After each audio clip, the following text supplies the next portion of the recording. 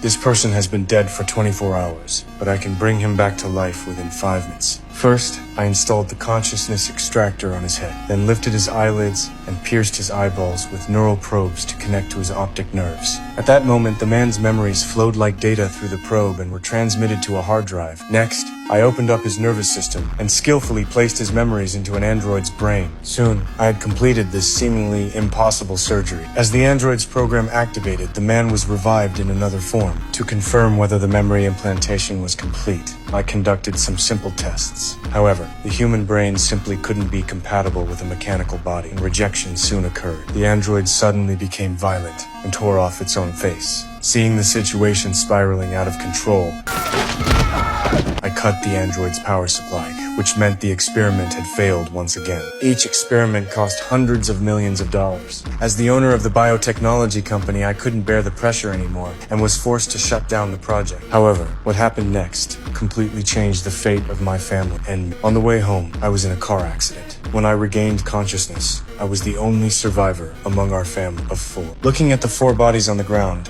after a brief moment of grief, I made a bold decision. I called my colleague to rush over with the equipment. Seeing the chaotic scene, years of working together allowed him to instantly understand my intentions. But simply extracting memories could only place them in androids.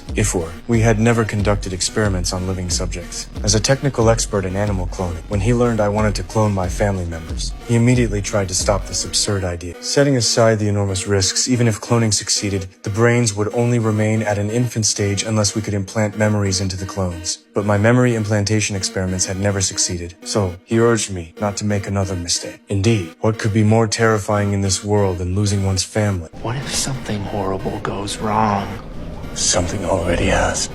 Perhaps it was precisely this obsession of mine that finally convinced my colleague to help. However, we now faced a difficult choice. There were only 3 cultivation chambers in the warehouse, which meant I had to abandon 1 family member. With no time left, I used a drawing lots method and drew my youngest daughter. After a brief moment of sadness, we immediately began the cloning experiment. The entire process would take 17 days to complete. To monitor the cloning progress at all times, I moved directly to the laboratory. Fearing that my family would remember my youngest daughter after revival, I painfully deleted all memories related to it and threw away her photos from home. Since my family had disappeared for over 10 days, my daughter's teacher came to inquire about the situation, which I managed to deflect excuses. Only then did I remember to check my wife's phone and discovered hundreds of missed calls and text messages. I impersonated my wife's tone and replies and managed to deceive everyone. Now, there was only 1 day left before the clones would be fully formed, but the memory implantation simulation tests continued to fail. What was worse, if I didn't release the clones from the cultivation chambers today, they would grow according to the preset catalytic growth rate and would soon age and die. After careful consideration, I could only decide to release my family first, and then figure out the memory implantation problem later. But in the second before opening the chamber doors, we had no idea what had actually grown.